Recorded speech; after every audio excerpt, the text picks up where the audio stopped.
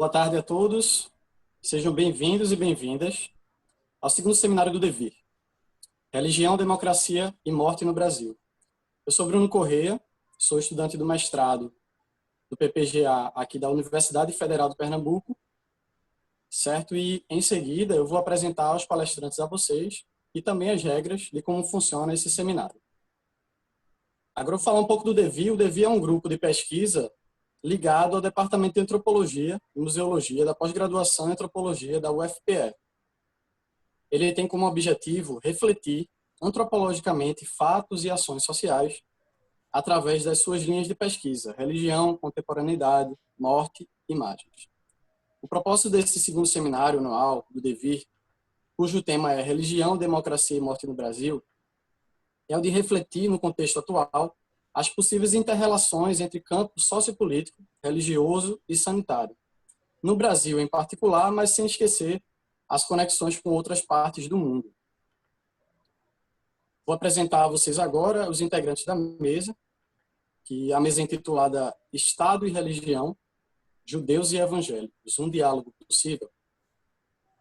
A mesa é composta por Michel German, que é coordenador do Núcleo Interdisciplinar de Estudos Judaicos da UFRJ, pesquisador do Departamento de História e Sionismo da Universidade de Ben Gurion, professor substituto do Departamento de História da Universidade Federal Fluminense, pesquisador do Núcleo de Pesquisa Política Labor da PUC de São Paulo, pesquisador do Observatório da Extrema-Direita no Brasil, pesquisador do Núcleo de História, Núcleo de Estudos Políticos da Universidade Federal Rural do Rio de Janeiro, além de ser autor de livros e artigos sobre sionismo, Estados judaicos e religião. Então, seja bem-vindo, Michel German. Obrigado. Obrigado a todos, boa tarde a todas e a todos. Primeiramente, eu queria agradecer o convite, da professora Mícia, Mirella e Tayane. Eu queria começar dizendo que eu gostaria de apresentar algumas reflexões de uma pesquisa que venho desenvolvendo com o professor Misha Klein, da Universidade de Oklahoma, nos Estados Unidos. Nos últimos anos, eu e Misha temos estudado o lugar de Israel e dos judeus no discurso do que chamamos aqui de nova direita brasileira ou mesmo de nova extrema direita brasileira. Nosso ponto de inflexão acerca desse debate se inicia em um importante evento ocorrido num clube judaico da zona sul do Rio de Janeiro, a Hebraica, localizado no aprazível bairro de Laranjeiras. A Hebraica é um clube decadente e com poucas aspirações na agenda comunitária do Rio de Janeiro. Ele acaba surgindo, o clube, na vida judaica da cidade, justamente por estar no centro de uma polêmica política. Qual é esse centro? O convite a um deputado federal, Jair Messias Bolsonaro, para dar palestra nesse clube. Importante notar, a palestra no Clube Carioca, ocorrida em abril de 2017, deveria ter ocorrido antes, no clube homônimo, localizado não no Rio, mas na cidade de São Paulo. A Hebraica de São Paulo, diferente de sua xará carioca, é uma referência na vida comunitária local. Considerada um dos maiores clubes do país, conta com expressivo quadro de sócios e tem concorrida agenda de eventos e atividades comunitárias. Quando foi anunciado em fevereiro de 2017 que havia intenção de trazer o deputado para uma palestra na Hebraica paulistana, houve diversos tipos de protesto na comunidade judaica contra o convite. Abaixo-assinados, posts, fizeram com que o presidente do clube cancelasse a palestra, que tinha sido, segundo ele afirmara em seguida, produto de iniciativa individual de um sócio, e não do clube. Se o clube ativo e cheio negara a atividade do deputado de extrema-direita, o clube vazio e sem atividades o convidara. Como a Hebraica do Rio de Janeiro contava com um pequeno número de sócios, como já disse, o presidente da agremiação pôde sustentar a palestra, apesar das pressões produzidas por setores da comunidade judaica. No dia da palestra, entretanto, produziu-se nas calçadas do Clube de Laranjeiras um espetáculo da política, para usar os termos de Guy Debord. Qual seja, esse espetáculo. Centenas de manifestantes fora do clube, armados de bandeira de Israel, camisas em hebraico, acuavam os convidados que chegavam para dar a palestra. Estes, os convidados, também armados de bandeiras de Israel e símbolos sionistas. A violência, de parte a parte, assustava os passantes e mostrava, para quem quisesse ver, que havia uma ruptura radical no seio da comunidade judaica, e coloco aqui o termo entre aspas. Os gritos de fascista e traidor vindos de manifestantes fora do clube e dos que estavam na palestra, nessa ordem, fascista e traidores. Os que estavam fora gritavam fascista, os que estavam dentro gritavam traidores, marcaram uma das experiências mais traumáticas da vida judaica na cidade do Rio de Janeiro. No dia seguinte, comunicações internas da Federação e do Consulado de Israel no Rio de Janeiro davam conta que tinha ocorrido um pogrom. Notem o termo, pogrom. Termo russo para denominar massacres antissemitas na Rússia czarista. E esse foi exatamente o termo usado pelos judeus para denominar quem estava na frente do clube judaico.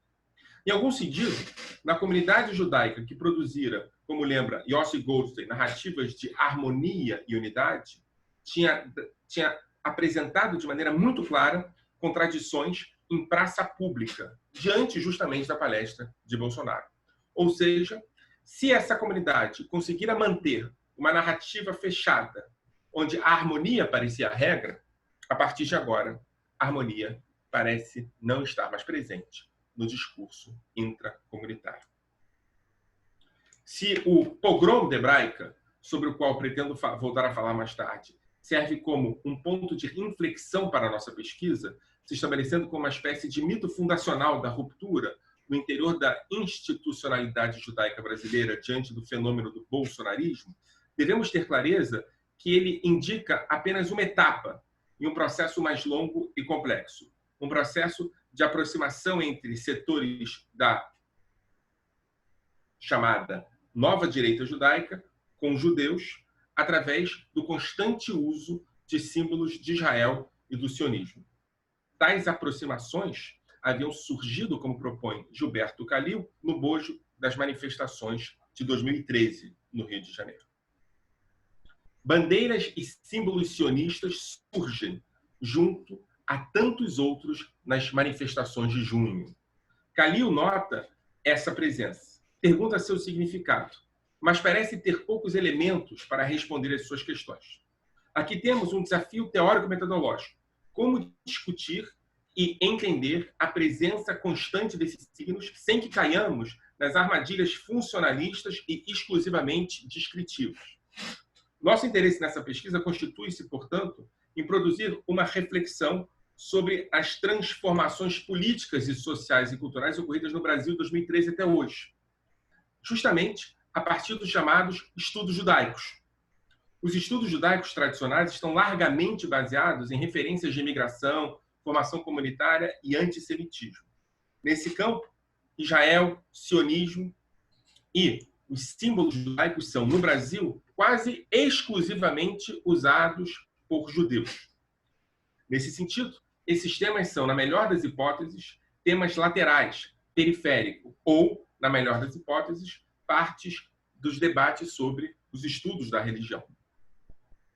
Em nossas pesquisas, e esse parece ser o desafio, há um deslocamento fundamental entre os signos fundantes dos estudos judaicos e a presença constante e central de símbolos judeus na identidade judaica política da nova direita brasileira, e não na mão de judeus.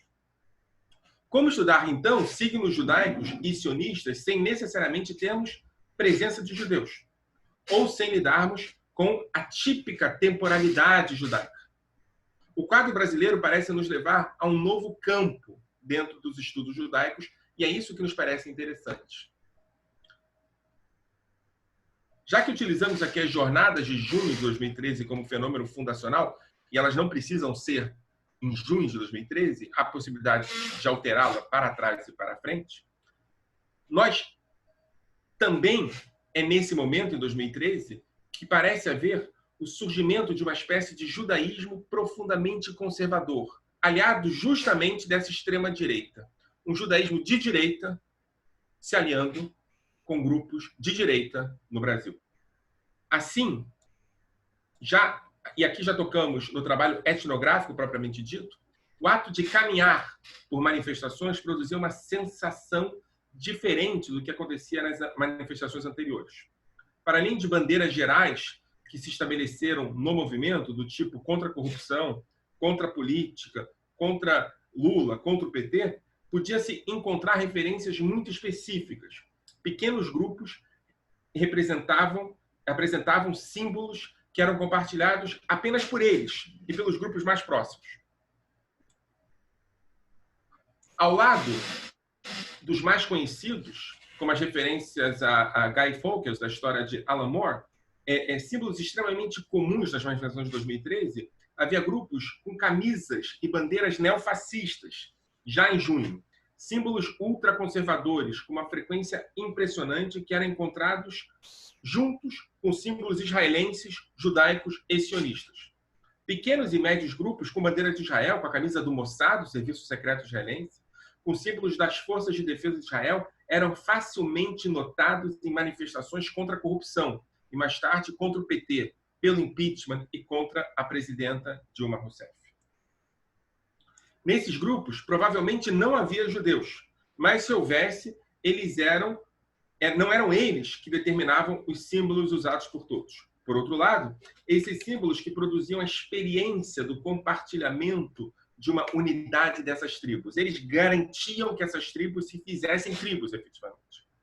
Se não havia temporalidade judaica, nada a ver com a identidade judaica religiosa, localidade judaica, o Estado de Israel não era exatamente o que se falava, ou mesmo memória judaica, elementos constantemente procurados pelos estudos judaicos, havia a presença efetiva de Israel. Havia a presença efetiva do sionismo e, de alguma maneira, também do judaísmo. Como ilhas que, pairando sobre significantes camuflados, vemos símbolos conhecidos banhando em um mar de elementos desconhecidos. Aquelas pessoas pareciam se organizar ao redor de uma bandeira de Israel. A bandeira de Israel conhecia. Formavam comunidades de afetos, para usar os termos de Pollack, em torno dos símbolos sionistas, os símbolos que eu conhecia. Mas esses significantes formavam outros significados que eu não conhecia.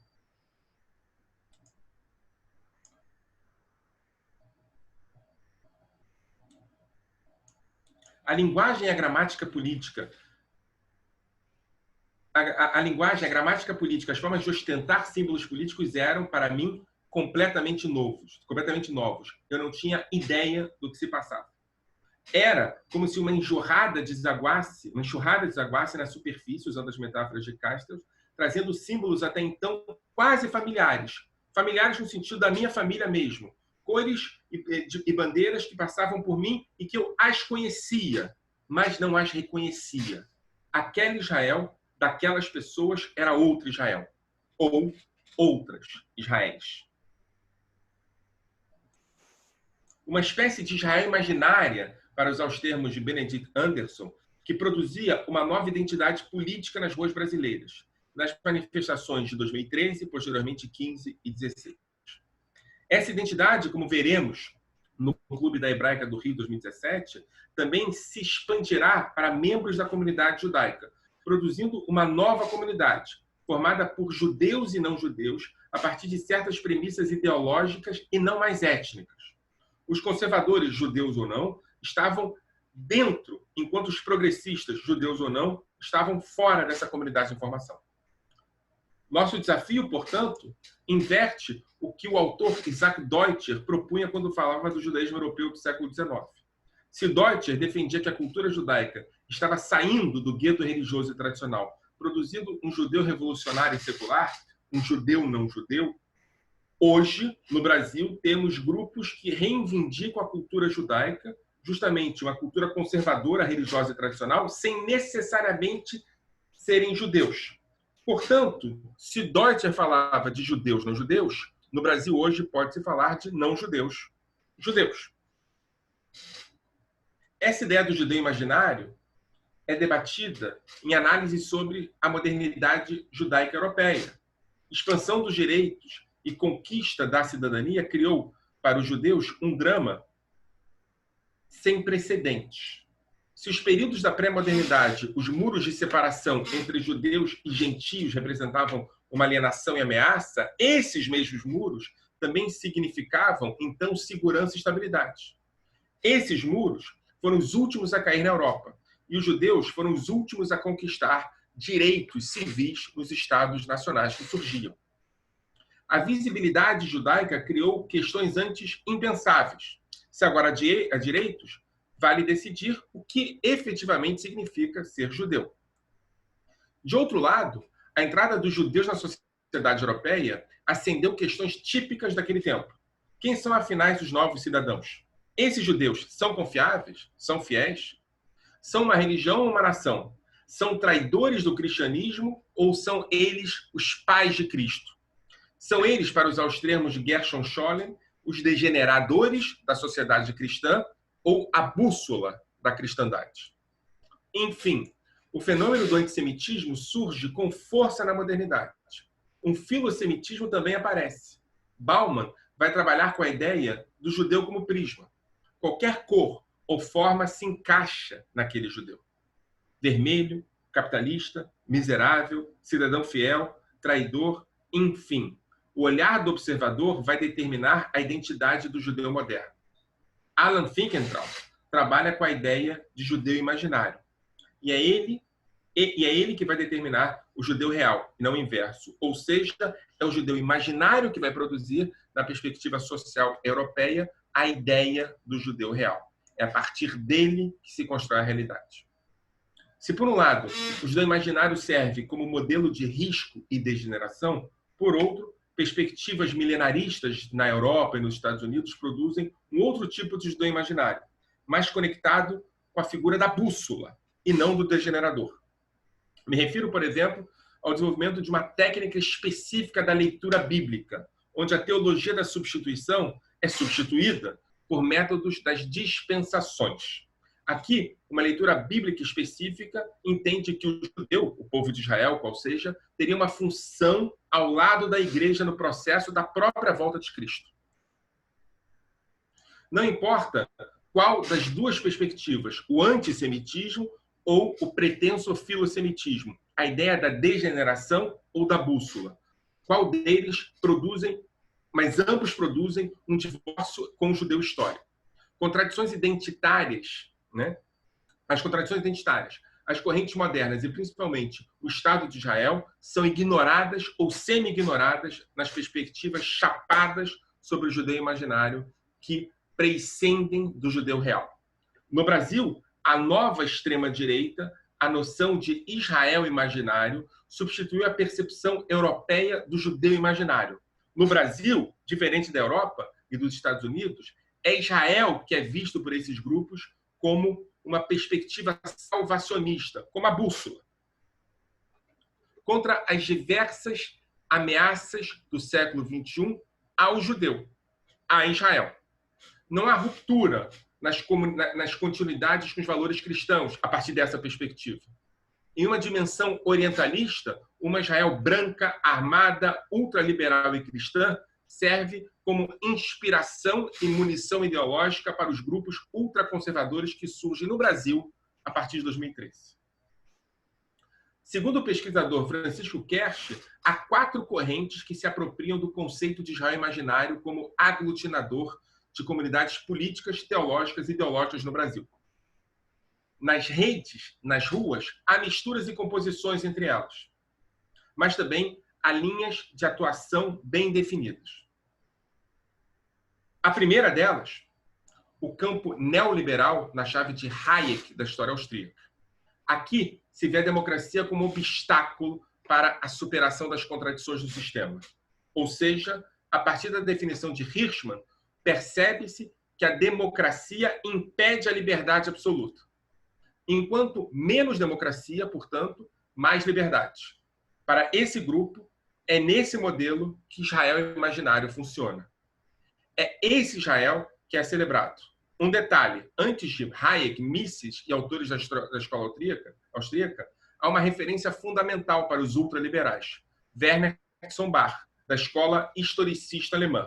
Ele defendia a tese de que os judeus tiveram fundamental importância na criação do capitalismo. Em conexão direta e precária, Israel dos ultraliberais seria o baluarte do liberalismo. Ou seja, os ultraliberais veem Israel como o defensor e, por que não dizer, o criador do capitalismo. A segunda categoria é armamentista. Aqui a ideia de que o Estado de Israel se produziu com uma dimensão absolutamente necessária para a imposição da ordem no mundo. Israel como polícia. Para esses grupos, Israel é a garantia que não sejamos invadidos por bárbaros, por aqueles que ameaçam a civilização de valores cristãos. Claro, aqui há resquícios da ideia de choque de civilização de Huntington, em uma versão piorada, entretanto.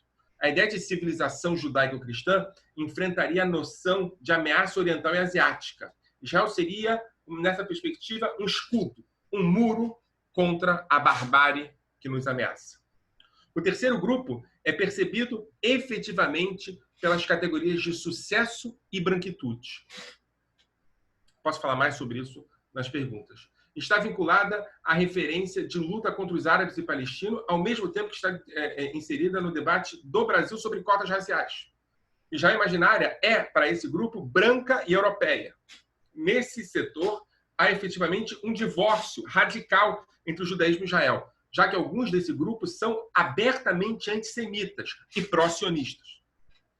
Aqui, principalmente em São Paulo, as bandeiras de Israel disputam espaço com bandeiras ucranianas.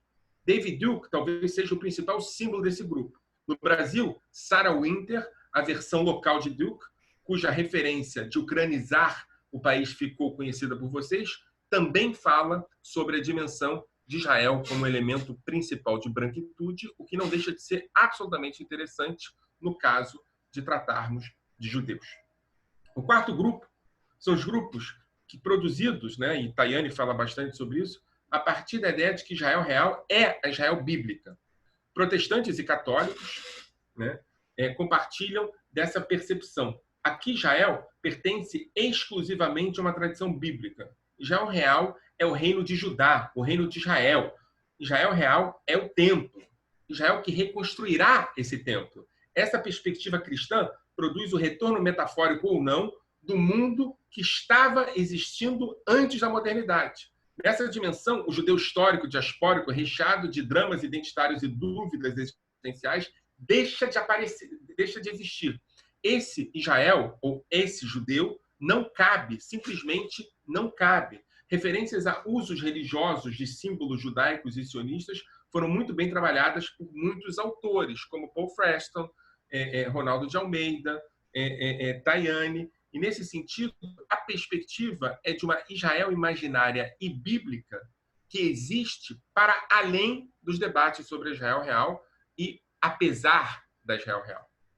Nesse sentido, a visita de Bolsonaro a Israel em 2016 para, junto com o pastor Everaldo, atualmente preso, promover o seu batismo nas águas do Rio Jordão é muito importante. Devemos entender que todas essas comunidades foram mobilizadas no ato do batismo. Em algum sentido, o batismo não constitui somente um rito de passagem religioso. Ele se estabelece como uma forma de conversão política e ideológica a essas Israéis imaginárias sobre as quais falamos acima. Em certo sentido, e posso falar mais sobre isso nos comentários, o batismo de Bolsonaro estabelece uma espécie de contra-batismo. Se até 1990 a ideia de democracia racial era uma referência importante, a partir dos anos 2000, com a participação de representantes brasileiros na Conferência de Durban contra o racismo e pelo ressarcimento, essa ideia vai desabar. O Brasil racista, desigual e injusto racialmente passa a fazer parte da política oficial. Cotas e a política de ação afirmativa entram definitivamente no cardápio das políticas públicas. Mas Bolsonaro sonha abertamente em fazer o ponteiro voltar para trás. Ele é nostálgico justamente dos tempos em que a democracia racial era o discurso público. O início de sua caminhada acontece de maneira muito simbólica, justamente no Rio Jordão, onde, em algum sentido, ele passa a buscar um passado ideal. E agora, se me permitem, voltamos ao episódio do convite de Bolsonaro no Clube da Hebraica do Rio de Janeiro. Como vimos no início da apresentação, um convite ao pré-candidato a presidente da República, o deputado Jair Messias Bolsonaro, se constitui como um grande imbróglio político no interior da comunidade judaica brasileira. Após o convite, começam reações para o cancelamento da atividade. Ao contrário do que se podia imaginar, inicialmente não se tratava de um convite individual, vinculado exclusivamente ao presidente de uma instituição decadente em relação a um pré-candidato a presidente da República. O pré-candidato a presidente da República, Jair Messias Bolsonaro, estava sendo convidado por grupos da extrema-direita ativos no interior da coletividade judaica do Rio de Janeiro. Os motivos que levam esse grupo a ingressar na militância comunitária através das redes sociais são basicamente os mesmos que levam militantes de extrema-direita a ingressarem no ativismo político da sociedade maior. Quais sejam uma militância antissocialista radical, perspectivas conspirativas que relacionam a esquerda, agendas progressistas a uma degeneração moral da nação e, finalmente, denúncia de doutrinamento ideológico por parte de educadores e professores em relação a educandos e alunos indefesos. Uma das relações fundamentais que marcou a entrada orgânica dessa extrema-direita judaica nos grupos de extrema-direita mais geral foi justamente a presença de Israel, de uma Israel imaginária nesses grupos. Como vimos acima, a relação com Israel é central na comunidade judaica e é compartilhada por grupos de extrema-direita brasileira. Lá, Israel também ocupa espaço central. Ambos os grupos se relacionam de forma acrítica com Israel e seus governos, defendendo-os em toda e qualquer circunstância. E a extrema-direita denuncia supostos vínculos entre o esquerdismo, feminismo, direitos humanos, diversidade sexual, etc., com agendas de um suposto islamismo que teria como objetivo simplesmente destruir os valores judaicos cristãos. Nesse contexto, o judaísmo e Israel são instrumentalizados para interesses ideológicos e os judeus são reconhecidos e valorizados como uma referência de ativismo para a nova direita. Claro, a definição de judeus estava constituída a partir de uma lógica teológica, ideológica e civilizatória, e não mais, e esse é um ponto importante, étnica e cultural. Não fariam parte dessa comunidade imaginada aqueles, pois, que não tivessem suas identidades estabelecidas a partir desses valores. Nesse sentido, judeus seculares, progressistas, socialistas de esquerda estariam excluídos da comunidade. Aqui há o ponto importante para entendermos o confronto na porta da Hebraica do Rio de Janeiro.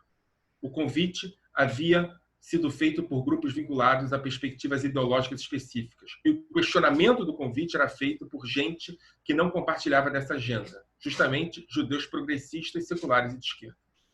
Entre os judeus que discordavam do convite ao deputado estavam membros de entidades judaicas, monitores de movimentos juvenis sionistas, membros de sinagogas liberais, representantes do judaísmo progressista, etc., etc. Como característica comum, estavam as identidades sionistas e judaicas de ambos os grupos, de dentro e de fora. Como elemento de diferenciação, estavam os significados dessas identidades. Para os judeus contrários à visita do pré-candidato hebraica, a definição de sionista não estava vinculada a um apoio acrítico às políticas de Israel. Ao contrário, eles tinham vínculos com grupos de oposição israelense e os transformavam, aos olhos da nova direita, em adversários. Havia muitos marcos de diferenciação, havia mais marcos de diferenciação do que de proximidade entre os que apoiavam e os que criticavam a visita de Bolsonaro na Hebraica. Isso explica porque, apesar das tentativas de acordo e conciliação entre os dois grupos, o processo culminou em ruptura. Havia, por parte da nova direita judaica, a clara percepção de que os jovens que discordavam das suas prerrogativas civilizatórias e teológicas faziam parte do outro grupo, de outra comunidade, de outros valores, apropriando-se de lógicas típicas da nova direita brasileira. Os judeus de direita percebiam os judeus de esquerda como inimigos, como ameaças. tendo mudado suas referências identitárias de vínculos étnico-culturais para políticos ideológicos, os judeus da nova direita pareciam não ver possibilidade de qualquer diálogo com os judeus de esquerda. Ademais, o deputado convidado para falar na hebraica já dera, segundo suas perspectivas, múltiplas demonstrações de amizade com Israel e com os judeus, enquanto aqueles jovens demonstravam apenas críticas e discordâncias com o Estado judeu. A percepção de pertencimento estava clara. Judeus de direita se sentiam mais próximos dos membros da extrema-direita brasileira, não judaica, do que os judeus de esquerda estavam. Os judeus de esquerda eram inimigos, ou não judeus eram traidores. Os não judeus, dentro da hebraica, eram aliados. Estamos falando de um processo de conversão e desconversão, segundo a proposta de Gershon Scholem em seu texto sobre o messianismo judaico. Nas circunstâncias dadas, Bolsonaro abraçava Israel e os jovens sionistas atacavam Israel. Evangélicos falavam da importância da unificação de Jerusalém, enquanto os jovens sionistas falavam na necessidade de dividir a cidade. Os militantes de extrema-direita denunciavam a conspiração esquerdista que tentava impor ideologia de gênero nas escolas, enquanto os jovens de esquerda da comunidade eram membros de grupos feministas que defendiam o direito ao aborto e a diversidade sexual. Nas perspectivas da nova comunidade imaginada pela extrema-direita, os militantes evangélicos e conservadores estavam dentro. Os jovens liberais e progressistas judeus estavam fora.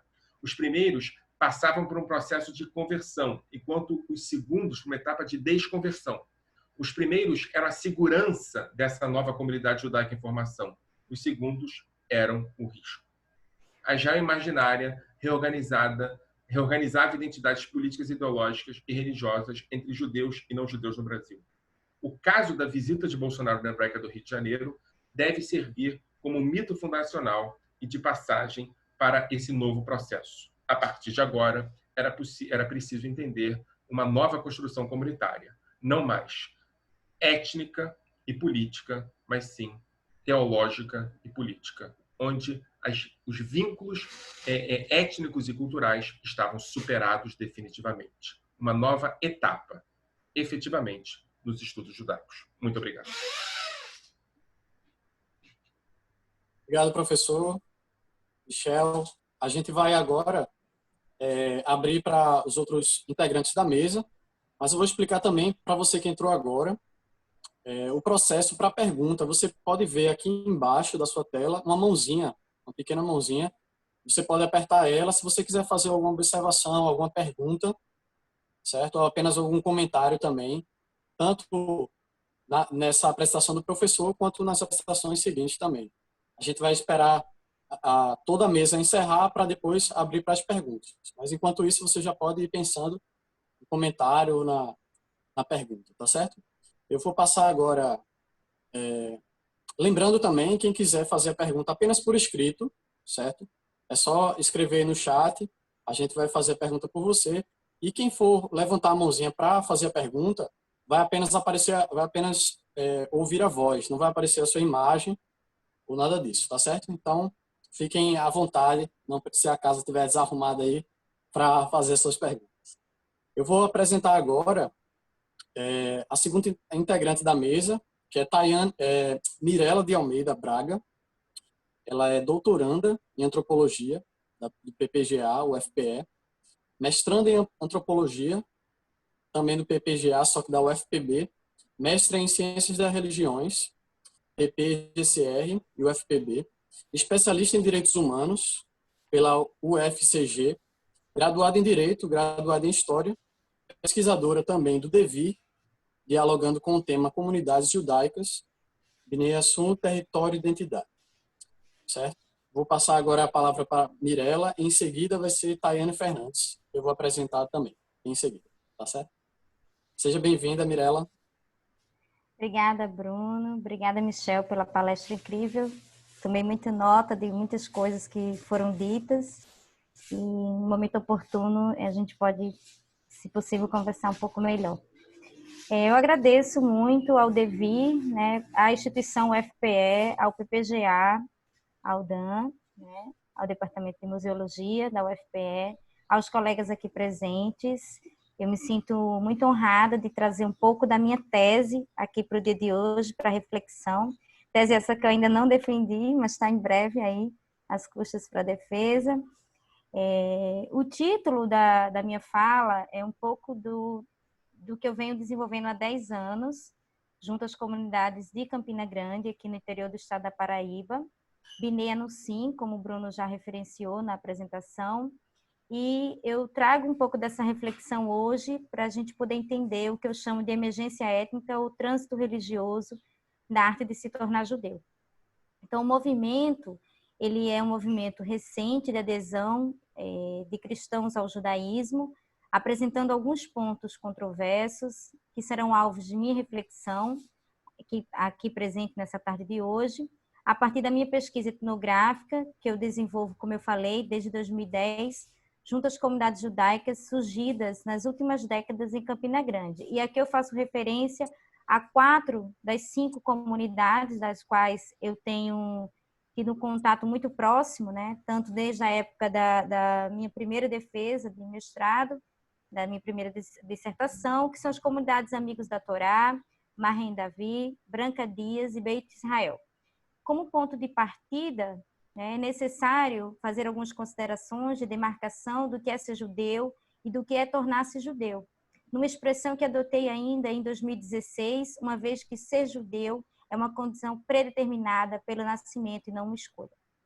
A controvérsia se manifesta no processo de tornar-se judeu e não de tornar-se judeu, perdão, que depende do acolhimento pelas autoridades religiosas judaicas de novos judeus, mediante a submissão a um conjunto de condições prescritas como forma de legitimar esta adesão. É desta segunda possibilidade que se trata o esforço reflexivo de minha pesquisa, atualmente no formato de tese, uma vez que envolve um processo não apenas de escolha de um novo credo religioso, mas de reconhecimento identitário, cujo critério é saber, conforme as palavras do Rabino Seitzman, se aquela alma é de fato judia. Esse critério se fundamenta na ideia de que não existe conversão ao judaísmo, mas o retorno de judeus à sua fé original, de modo que a eventual conversão deve ser espontânea, já que trata de religião que não adota política de proselitismo. Nesse sentido, a memória de uma ancestralidade judaica atua como estratégia de adesão ao judaísmo, fundada na diáspora. Obrigada. Aqui, depois eu falo um pouquinho sobre essa imagem. Fundada na diáspora judaica, vivida pelos judeus expulsos da Península Ibérica no século XV, vindos para o Brasil e se despertando pelo sertão nordestino. Para fugir à perseguição, se mesclaram à população, escondendo sua condição de judeu por trás da conversão em cristãos novos. Séculos mais tarde, vem à tona a memória e o sentimento de pertencimento à comunidade judaica de alguns supostos herdeiros da tradição judaica, que conservaram práticas que sugerem esse pertencimento. Sobretudo, a intenção de resgatar o movimento sionista, fundado ainda no século XIX, que transformou o conceito em um modo de vida. E o Estado de Israel o transformou, o transformou em lei, concedendo cidadania a qualquer judeu que desejasse estabelecer no país. Embora, para Anita Novinsky, uma historiadora muito atenta às questões judaicas, às novas comunidades, às reflexões, não tenha havido uma conservação das práticas religiosas propriamente ditas. Há, sem dúvida, debaixo da superfície, um judaísmo no caldeirão do Brasil, e eu diria de Campina Grande. Portanto, a diáspora faz parte da memória dos novos judeus como uma estratégia para obter legitimidade na busca de tornar-se judeu. No movimento pesquisado, verificou-se a adoção dos marcadores culturais identitários associados à fé judaica a partir da doutrina e da ritualística. Nasce daí o questionamento que norteia as minhas reflexões. Como surgem novos adeptos ao judaísmo, oriundos do cristianismo, em um quadro religioso fechado e de difícil acesso? Esse movimento seria derivado de um processo de emergência étnica ou seria explicado como uma mudança de filiação religiosa oriunda de um trânsito religioso? Começando pela análise que contempla a tese de emergência étnica, partindo dos depoimentos fornecidos por meus colaboradores de pesquisa para expor as práticas adotadas pelos novos adeptos, que denotam um novo modo de vida que se supõe estar de acordo com o modelo judaico de família e de vida comunitária. Um processo identitário de emergência étnica requer dois tipos de operação de reconhecimento: o autorreconhecimento e o reconhecimento externo. Considerando pela perspectiva da teoria do reconhecimento, as estratégias adotadas pelos novos judeus implicam dois dos padrões do reconhecimento formulados por ele: o da justiça institucional e o da solidariedade como valor de vivência comunitária. O primeiro começa pela estratégia da autoidentificação como judeus marranos, através da recomposição da árvore genealógica pela linha materna. Porém, atualmente, já é possível contar com o teste de DNA, que passou a ser uma prova mais consistente de ancestralidade judaica. A esse respeito, Sérgio Pena, em Retrato Molecular do Brasil, verificou a incidência de características genéticas presentes em população judaica em testes de DNA realizados com brasileiros e portugueses, sendo explicado pela vinda de muitos cristãos novos para o Brasil, expulsos de Portugal ao longo do século XVI e XVII. Outras estratégias vão do aprendizado da nova doutrina judaica através dos livros sagrados à adoção da dieta kasher, ritos e festas do calendário anual judaico e, finalmente, pela busca de integração a comunidades religiosas. Para a aquisição dos marcadores identitários, é necessário aprender o hebraico, adotar a dieta kasher, o uso do kippah para homens, uma ética feminina para mulheres perante a família, seguindo todos os preceitos judaicos, ou a grande maioria deles. Já o reconhecimento externo é uma operação que depende de instituições legitimadoras tradicionais, apesar das comunidades judaicas serem relativamente fechadas devido ao critério de filiação basear-se em regras de consanguinidade por via materna. As operações de reconhecimento institucional dos novos judeus de Campina Grande, verificadas na pesquisa, variaram, já que recorreram às autoridades religiosas de sinagogas de Recife, São Paulo, Belém e até mesmo fora do Brasil, como Estados Unidos e alguns contatos com Israel, incluindo a busca de outras instâncias de legitimidade, como a Universidade Israelita de São Paulo e alguns movimentos de integração Binyanusim ligados às Sinagogas Sem Fronteiras. Como um movimento da contemporaneidade, a busca por novas identidades reflete a sociedade atual diante do fenômeno de mobilidade humana intensa que resulta em um espaço multicultural e diante da compreensão de que as identidades não são mais fixas, sendo sujeitas a variações e novas identidades ao longo da vida. Para Baba, a busca pela identidade assume um caráter performático e não essencialista, fruto da dominação psicológica e cultural do colonialismo. Seria uma atitude de busca de superar a condição de colonizado, mas sem perder a posição inicial, daí o caráter híbrido e em movimento de identidade. A tentativa de interpretação deste fenômeno, na perspectiva do trânsito religioso, significa considerar a noção de mercado religioso e a intensa mobilidade de adeptos entre as ofertas religiosas, Bourdieu, Almeida, Monteiro, sendo verificada uma forte mobilidade entre as denominações cristãs, com ênfase sobre as pentecostais. O campo religioso brasileiro ganhou novas ofertas não cristãs, até então pouco acionadas pelos adeptos. Talvez o sucesso do movimento coordenado por Gilberto Ventura e sua família, mulher e filhos, envolvidos no processo, denominado Sinagogas Sem Fronteiras, tenha alcançado o verdadeiro, aspas, sucesso.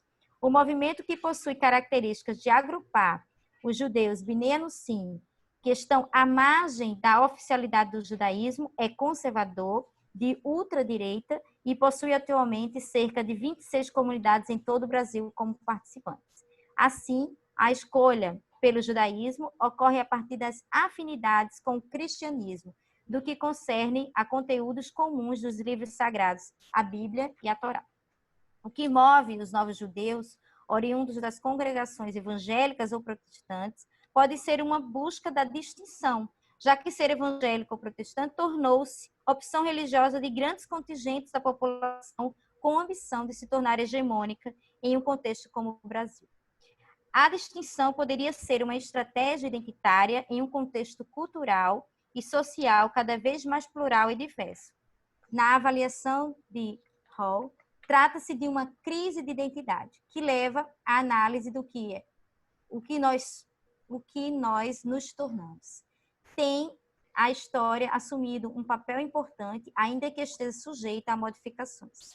A identidade do sujeito pós-moderno se caracteriza por não ser uma identidade fixa, essencial ou estática, e nesse sentido se distingue frontalmente da identidade tradicional judia.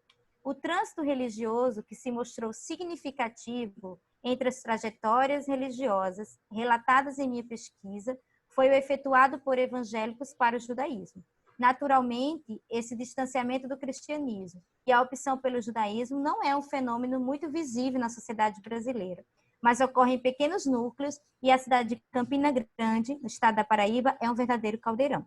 A opção pela filiação religiosa ao judaísmo é o início do novo reconhecimento identitário, que significa uma escolha de cristãos por uma opção religiosa sem Cristo, todavia com vários pontos de convergência.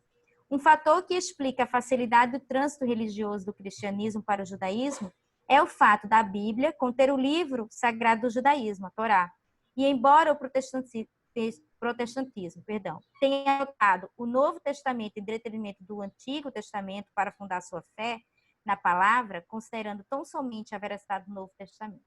É interessante notar a atração pela leitura do Antigo Testamento pelos evangélicos, em que se refere principalmente ao povo hebreu do que aos cristãos, levando a uma busca das origens e de uma certa pureza. Percebemos nitidamente essa intenção devotada nas festividades, nas páginas das redes sociais e no dia a dia das comunidades judaicas em Campina Grande. Contudo, foi percebida uma outra zona de porosidade na fronteira entre judeus e cristãos, existente na tradição de um judaísmo messiânico, advindo dos Estados Unidos com a denominação judeus para Jesus, reconhecidos pelo sistema liberal norte-americano, que foi instituição legitimadora de uma das comunidades de judeus novos de Campina Grande, sendo por isso considerado como falso judeu. Por outro lado, como opção religiosa, ela poderia resultar de uma insatisfação frente à instituição religiosa, levando à escolha por pequenos espaços comunitários como uma reação ao modelo mercadológico para uma vivência religiosa considerada mais autêntica. Esta escolha poderia ser motivada pelas trajetórias de vida de alguns dos novos judeus em Campina Grande, situações de mobilidade intra-regional tendo sido registrado entre os novos judeus, migrantes do Rio Grande do Norte, Ceará e Bahia, representando com isso perda de laços familiares que possibilitava estas vivências comunitárias de forma mais frequente.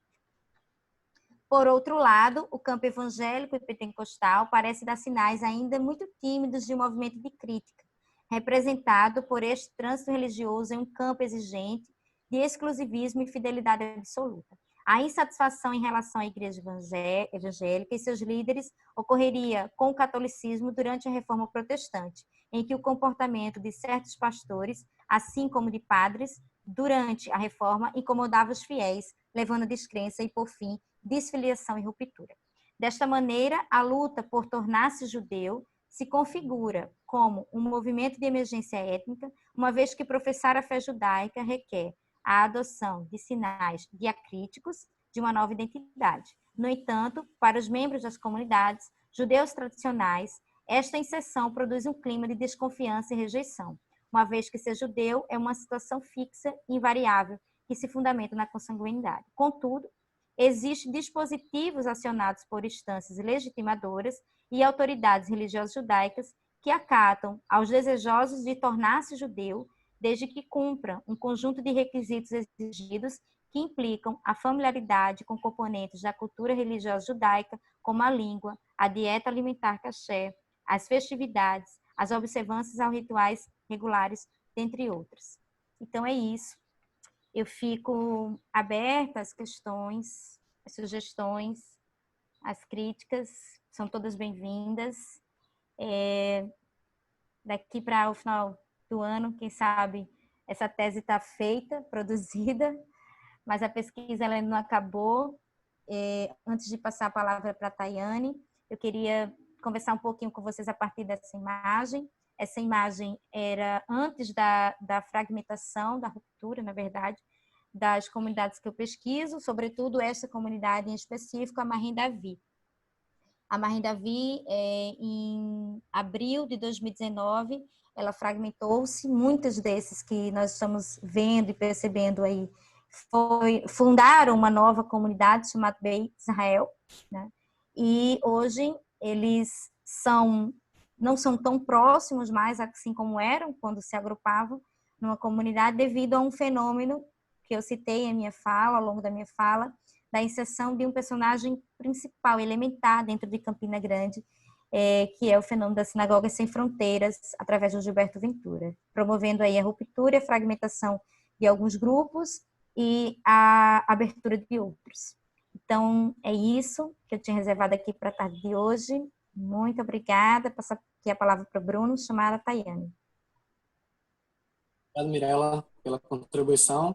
Nada. Lembrando, gente, quem quiser fazer alguma pergunta, algum comentário, as regras são as seguintes: você tem 30 segundos para fazer a pergunta oralmente. É só clicar nessa mãozinha que tem aqui embaixo. Você clica na mãozinha e aí, quando você for citado, vai entrar apenas sua voz com a pergunta, tá bom? E quem não quiser fazer através do áudio, pode fazer pelo chat. É só escrever que a gente vai perguntar, tá certo? Eu vou agora vou apresentar a terceira integrante da mesa, que é Tayane Fernandes. Tayane Fernandes é doutoranda e mestre em antropologia pela Universidade Federal de Pernambuco. Cientista social também pela mesma universidade, integrante do DEVIR, UFPE, do NIEG, UFRJ, do IB, no campus, e do Grupo de Estudos Afrocentrados Baobá, vinculado à Faculdade de Direito do Recife. Ela realizou também a pesquisa Pentecostalismo Judaizante, analisando a incorporação de símbolos e práticas judaicas no pentecostalismo brasileiro, vinculada à Universidade do Quebec, entre 2019 e 2020, no Canadá. Então, seja bem-vinda, Tayane. Agora passo a palavra para você. Oi, gente, boa tarde. É um prazer estar aqui hoje, dividindo a mesa com Mirela e com Michel. Queria agradecer primeiro pelo convite que a Mísia fez a gente e queria agradecer quem está participando também das atividades do DEVI. O seminário está muito bom. Primeiro, eu vou apresentar aqui hoje alguns resultados que estão vinculados à minha pesquisa de mestrado, que eu concluí em 2019. E queria trazer algumas reflexões que eu venho desenvolvendo agora na minha pesquisa da tese, que eu acabei de iniciar o doutorado, né? E aí eu me proponho aqui a falar sobre o que eu chamei de utilização e ressignificação de símbolos e a realização de práticas referentes ao judaísmo por parte de evangélicos, de uma igreja que eu me referi preliminarmente de judaico-pentecostal. E essa primeira foto aí é referente a uma publicação de um interlocutor de pesquisa, na época da dissertação. Ele publicou no ano 2018 no Instagram. E vinculado a essa imagem tinha um texto. Eu vou ler esse texto agora. Se você gosta de mim, você gosta de um judeu. O antissemitismo está atingindo proporções épicas de novo, como se o mundo nunca tivesse aprendido as lições do passado. Eu não vou sentar à toa e assistir isso acontecer. Eu sou uma pessoa boa, eu faço coisas boas nesse mundo e eu tenho orgulho de ser judeu. Eu nunca vou sentir vergonha, nunca vou estar com medo pelo simples fato de ser judeu. Eu sou o produto de uma educação judaica e o único tema que se repete mais do que qualquer outro no judaísmo é paz para todos. Eu nunca fui ensinado a odiar qualquer pessoa ou grupo. Tudo que eu aprendi foi que os judeus não podem se dar o luxo de odiar. Sabemos como o ódio acaba e nunca seremos parte nisso.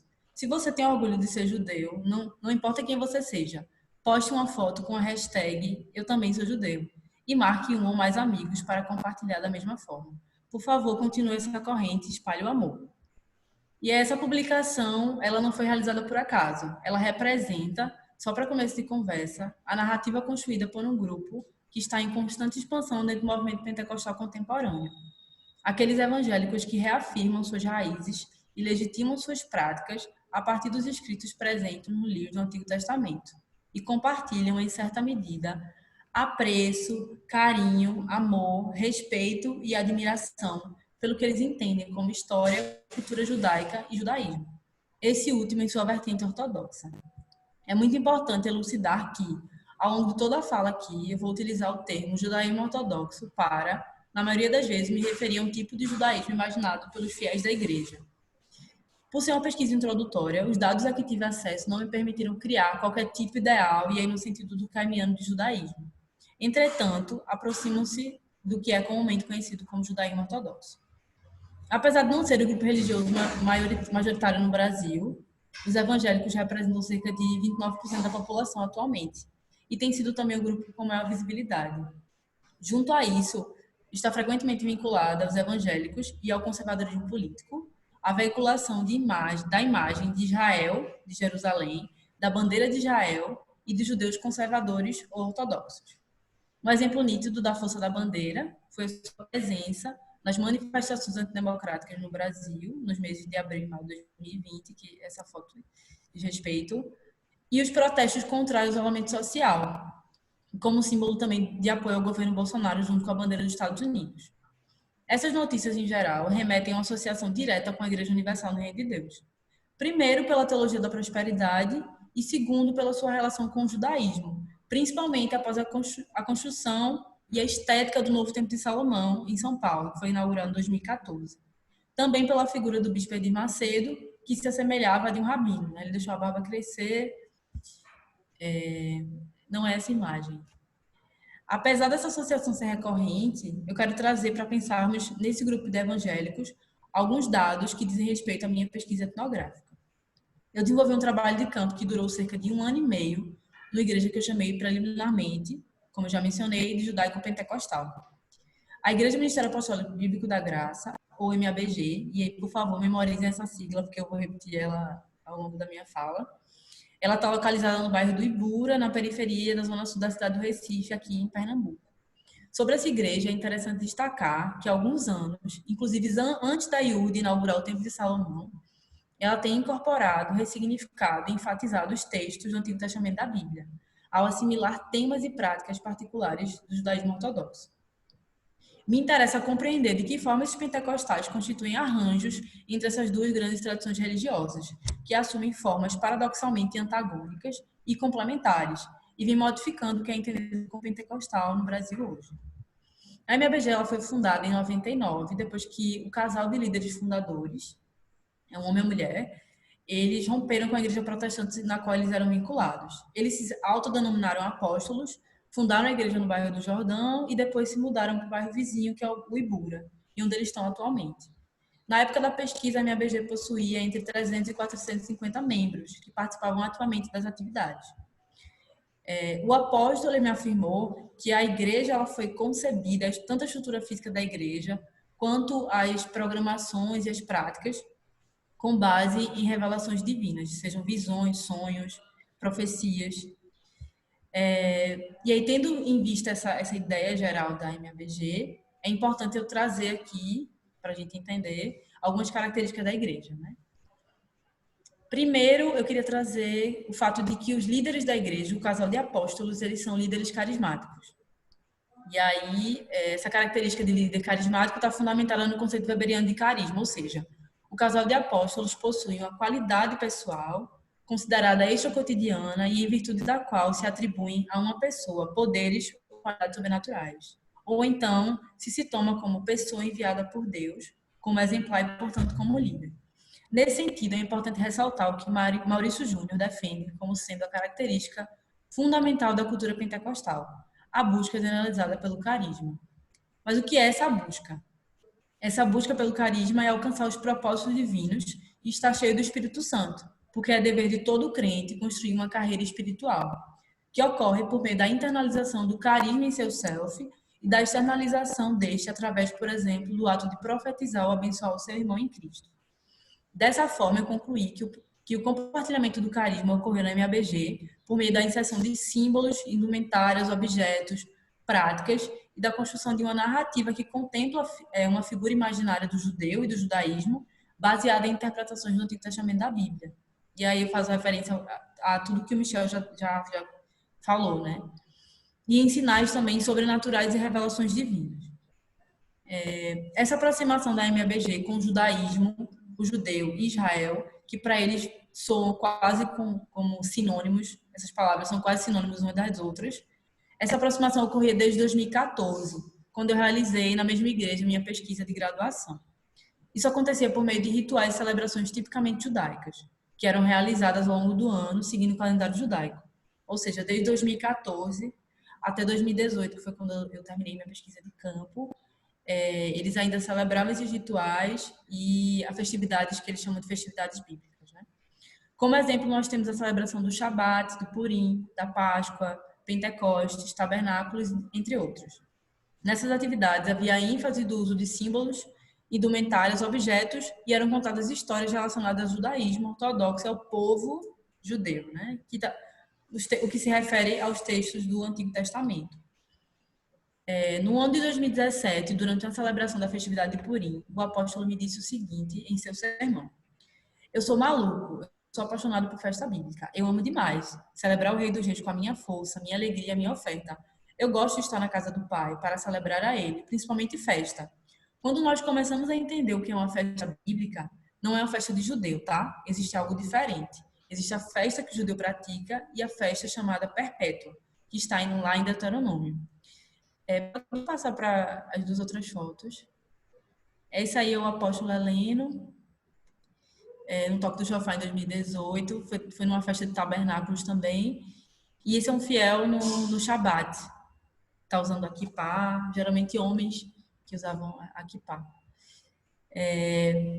Essas festividades elas são conectadas às caravanas realizadas em Israel.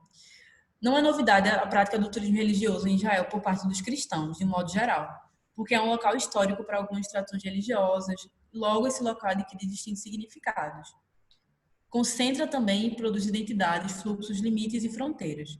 A realização do que eu chamei anteriormente de festividades bíblicas tem influência das caravanas realizadas pela MABG para Israel 2 vezes ao ano desde 2016.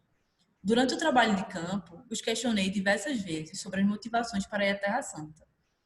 A resposta dos interlocutores foram quase uníssonas em afirmar que todo evangélico deve visitar o local ao menos uma vez na vida. Afinal, é sua terra por direito e é onde o Cordeiro de Deus reinará. Jerusalém é como nenhum outro lugar no mundo. Pisar ali é sentir o poder de Deus. Nas caravanas, esses fiéis produzem novas redes transnacionais, fluxos, sentimentos de identificação e pertença a um judaísmo que é vivido no coração, nos rituais e nas festividades. Em Israel, eles também consomem a cultura e os bens materiais e simbólicos relativos ao local. Assim, muitos deles retornam às suas igrejas e incorporam esses bens em suas práticas rotineiras de culto e louvor. Essas caravanas levam esses crentes a romperem fronteiras territoriais e simbólicas, ao mesmo tempo em que são capazes de conservar o status de evangélicos que buscam nas suas origens a autenticidade religiosa que é legitimada por Deus na Terra Santa e tão almejada no campo pentecostal na contemporaneidade. Então, como compreender essa igreja a partir dos conceitos disponíveis? Tendo esses pontos em vista, a partir da etnografia que eu realizei na minha BG, eu tive a dificuldade de utilizar conceitos mais generalistas para compreender e analisar os elementos dessa igreja. A partir do pressuposto de que os elementos que compõem o complexo da igreja representam novas configurações da religiosidade no Brasil e envolvem dinâmicas e processos construídos pelos pentecostais na contemporaneidade. Isso me conduziu a esboçar uma classificação preliminar flexível para compreender a minha BG. A crítica feita por mim e por Rezink, em um capítulo que saiu no livro História das Religiões, em 2018, ao conceito de neopentecostalismo, enfatiza que esse conceito homogeneiza e reduz a diversidade e as complexidades dos elementos constituintes das igrejas. Ou, dito de outro modo, a IURD continua sendo um modelo para o neopentecostalismo, classificação elaborada a partir de arranjos sociais, políticos, econômicos e teológicos específicos à época. Porém, acreditamos que o pentecostalismo contemporâneo não está mais necessariamente atrelado a grandes denominações, mas, ao invés disso, é protagonizado por sujeitos e congregações independentes. Logo, compreendo que a MABG produz o que denominei inicialmente de judaico-pentecostalismo. Esse é um conceito preliminar, mas eu vou trazer aqui algumas características que eu elenquei. O judaico-pentecostalismo passa a ser composto pelas seguintes características. Agrega igrejas que 1. Reúnam aspectos das 3 ondas pentecostais. 2. Direcionam seu conjunto de práticas e crenças a temas relacionados ao judaísmo, à cultura judaica, a figura do judeu e a centralidade de Israel em relação ao final dos tempos. E aí isso é tanto a figura do judeu quanto a cultura judaica e Israel estão no campo do que é imaginado, para alinharem-se a determinada realidade social, cultural, política ou causa. 4. Através da construção ou inserção em redes transnacionais provocadas por uma memória, seja ela individual ou coletiva. E 5. Estejam sob a direção de uma liderança carismática. Para concluir, agora, e ao concluir eu queria abrir mais portas do que fechar, por ser uma pesquisa em andamento e inicial também. A partir das minhas interpretações, eu compreendi que o caráter transnacional da MABG implica também na existência de um projeto de nação evangélica brasileira. O uso das bandeiras do Brasil e de Israel em cultos pentecostais de caráter não missionário, o forte sentimento nacionalista tanto em relação a Israel quanto em relação ao Brasil é enfatizado nos sermões como um sinal da necessidade do surgimento de uma nova nação, uma nação lavada e remida pelo sangue do Cordeiro, abençoada pelo poder adquirido em Israel e revestido pelas vestes do judaísmo. Assim, para a MABG, tanto o Brasil tem a capacidade de constituir-se como uma terra santa, porque os que nele vivem seguem a Cristo e praticam seus mandamentos, quanto Israel é a terra prometida, porque o é biblicamente por direito e será até o segundo reinado de Cristo. Entendi também que em Israel os fiéis pentecostais da MABG sentem-se próximos da imagem dos judeus. German defende que, além do novo reconhecimento identitário, os convertidos sentem-se imbuídos de poder, sentem-se mais fortes e são o povo escolhido. Assim, os fiéis remetem ao judaísmo líquido e têm borrado as fronteiras existentes entre judaísmo e pentecostalismo. Logo, por esse motivo, é difícil pensar em conversão e desconversão, porque ser judeu está agora no terreno da subjetividade.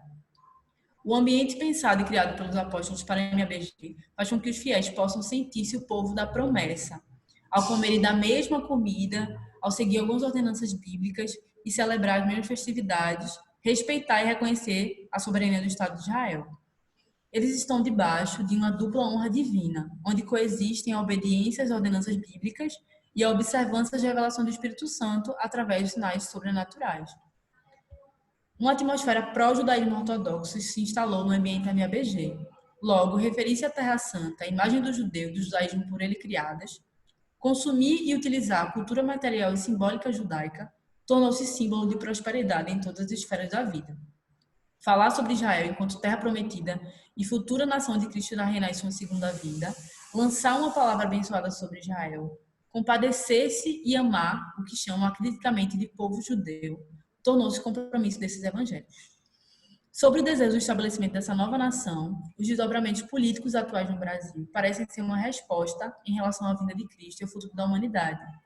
A reformulação da imagem do judeu e do evangélico, o borramento das fronteiras entre as duas tradições religiosas, que põe, inclusive, em segundo plano, o ponto basilar para os evangélicos, a crença em Jesus Cristo como Messias, o Salvador, negada pelos judeus.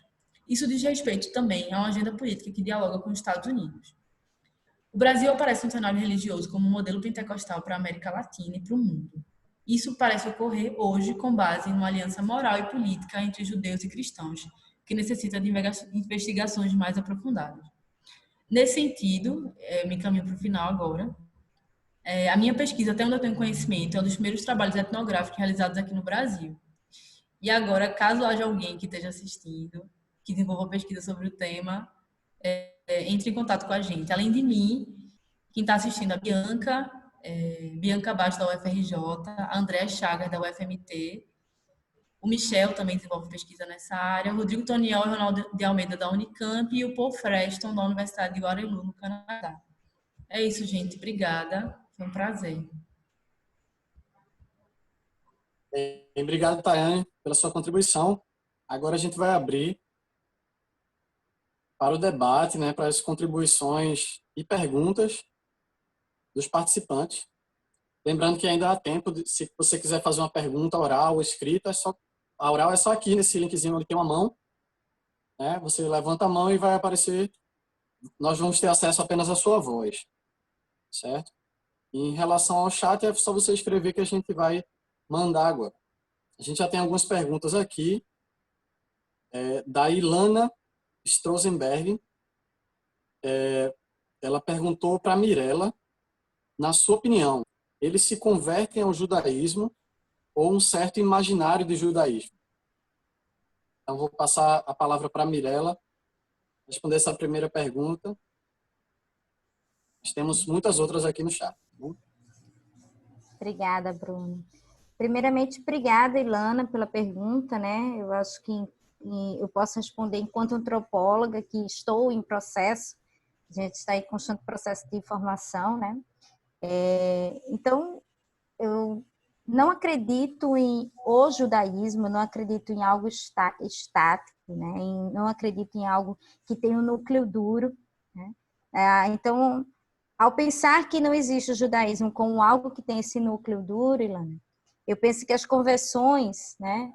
Essa ida de muitos, sobretudo as grandes lideranças dessas comunidades, todos são ex-pastores, sejam ex-pastores da Assembleia de Deus ou ex-pastores batistas, né? Vale salientar para você. Eu acredito que essas convenções elas seriam apropriações. E apropriações de quê? Dessa arte de se tornar judeu, né? Como eu falei ao longo do texto, essa aproximação ela já existia, né? Tanto pelo contexto da Assembleia de Deus como pelo contexto dos adventistas, dos batistas, enfim, e torna-se possível essa ida, né, para o judaísmo como algo de apropriar-se a uma fé, mas uma fé sem Cristo, né? Então, acho que é bem importante a gente colocar isso e já temos autores que referenciam e inventariam, né? Dentre eles eu destaco muito ao longo da tese o James Ross, né? O James Ross ele vai inventariar esses novos fenômenos ao redor do mundo e estuda aqui a região, sobretudo o norte do país, né? E cita também um pouco do Nordeste aqui, onde nós encontramos as comunidades das quais eu pesquiso.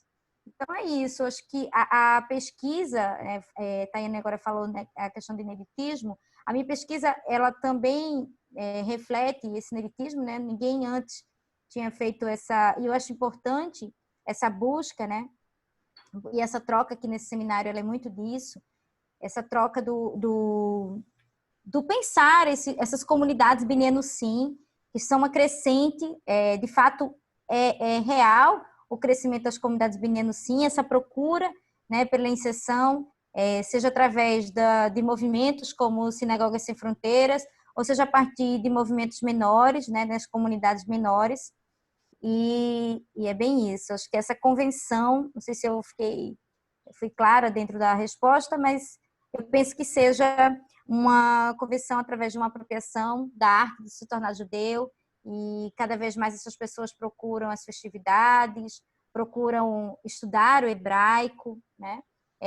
Fazem curso online o tempo inteiro com os rabinos e fazem um pagamento para isso, obviamente, né? Um pagamento para estar dentro do circuito, e que isso faz parte de todo esse cenário, né? Aqui está posto aqui no Brasil, sobretudo. Eu acredito que é isso, Bruno. Perfeito, Mirella. Obrigado pela Nada. contribuição. Lembrando que os outros participantes da mesa, os outros integrantes da mesa, eles podem também, se preferir, entrar com alguma observação na pergunta já feita.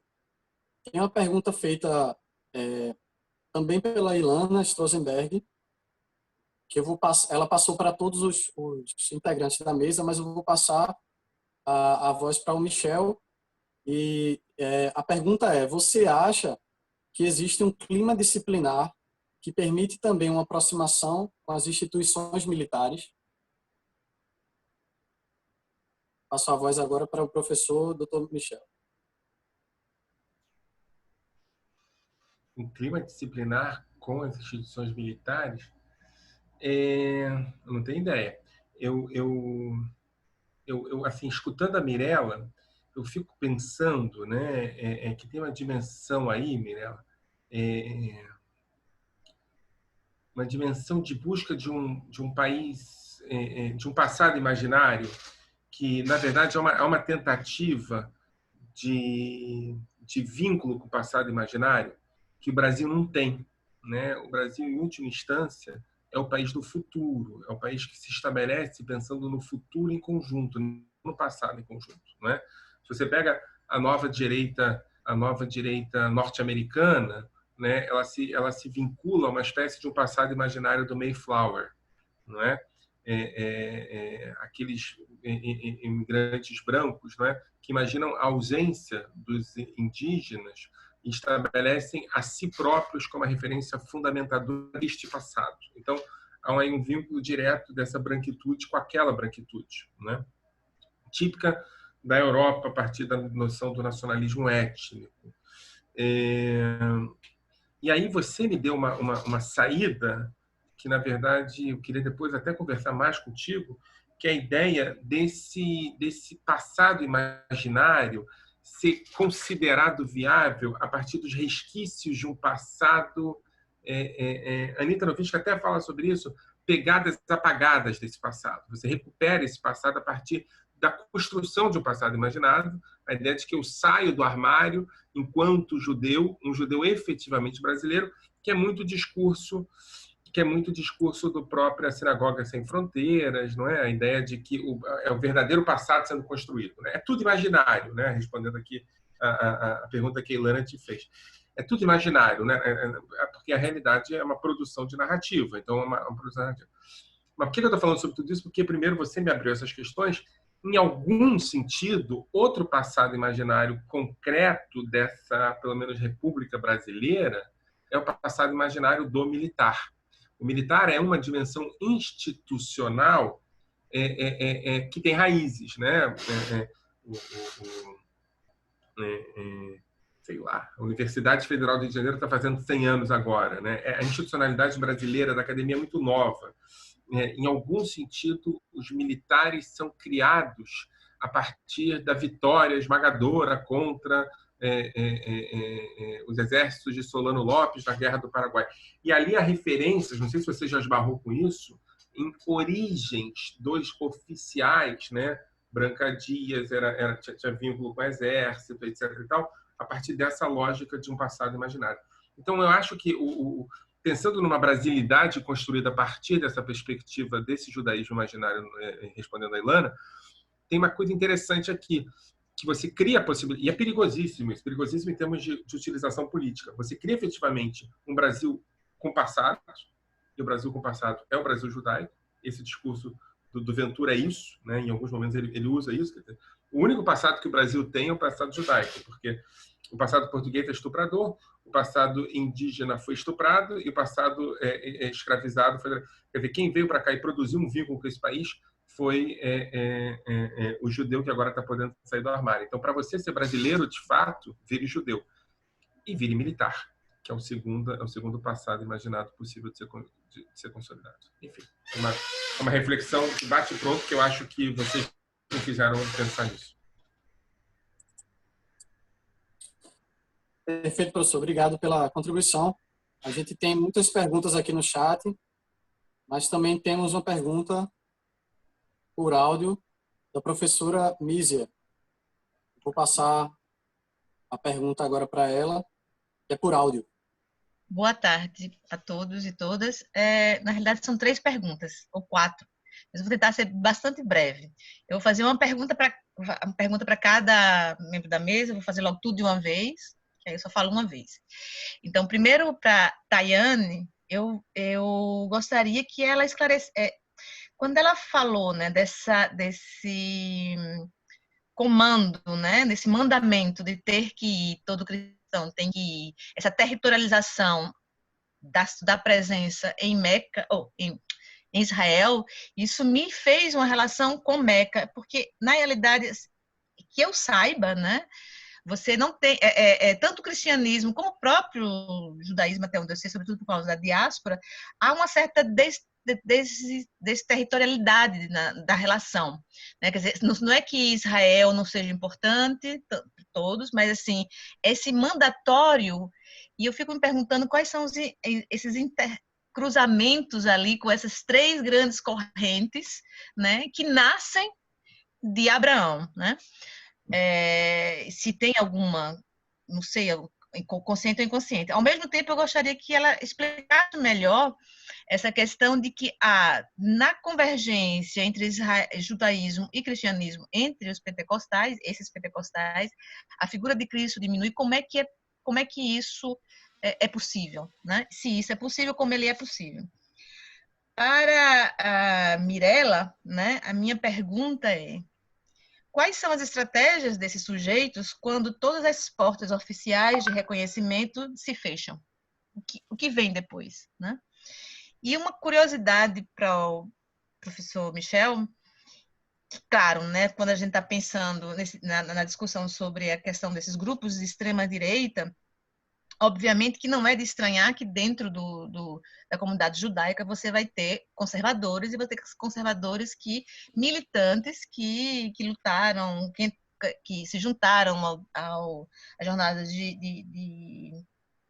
né, de junho de 2013, a essas campanhas aí que deram no golpe de Estado, enfim. Mas a minha pergunta é, porque ao se juntar a Bolsonaro, né, na defesa de Bolsonaro, ou se juntar a esses grupos, não é simplesmente se juntar a uma direita ou extrema-direita, mas é uma certa extrema-direita que, apesar de, por um lado, né, tá nessa valorizar o Israel e o judaísmo, mas, por outro lado, tem uma linguagem, uma prática, né, recupera imagens comuns ao fascismo europeu, que é o mesmo fascismo de Mussolini, o nazismo.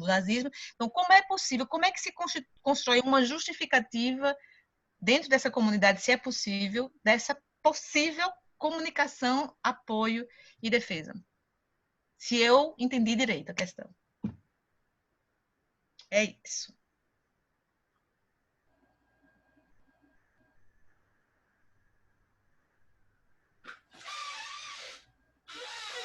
A gente pode começar a responder? Eu acho que por ordem... Vai tu, Tayane, por ordem, né? Vamos lá, Mísia. Obrigada pela pergunta, viu? Então, dentro da pesquisa que eu fiz na minha BG, ir para Israel se tornou algo muito desejado. Assim. É como se você subisse uma escadinha, você é mais crente por isso, né? E aí você vê nitidamente isso por meio dos depoimentos. Todo mundo que vai para Israel, nas viagens, no retorno, as pessoas são... as pessoas devem falar sobre o que sentiram quando foram para Israel. Então, tem todo um compartilhamento de como foi a viagem, o que é que você sentiu, se você foi batizado no Rio Jordão ou não, o que é que você trouxe como lembrança da viagem. E aí meio que se torna uma obrigatoriedade nesse sentido, de que eu preciso provar o quão evangélico eu sou, né? Virou um símbolo de autenticidade e de reconhecimento de Israel como a Terra Santa e lugar onde a gente vai, onde eles vão no futuro, né?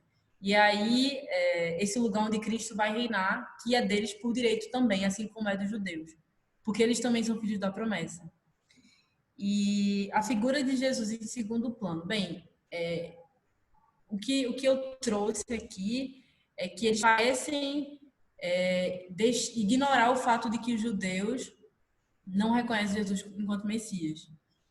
E aí, de fato isso foi algo que me deixou muito curiosa.